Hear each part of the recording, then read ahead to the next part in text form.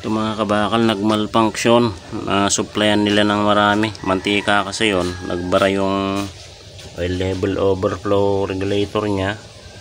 Tapos napasok yung butas, pumunta doon sa lagayan ng blower na tubo, kaya nilabas ko yung malaki.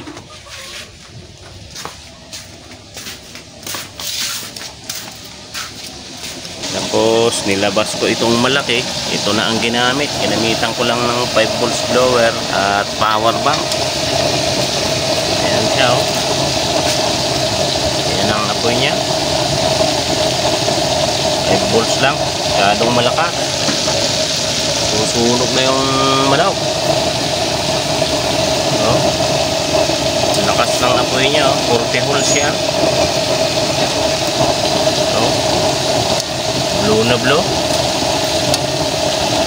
5 volts blower lang yung magpapagana dyan.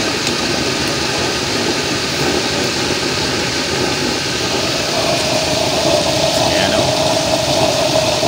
Sobrang lakas. Patak lang, o.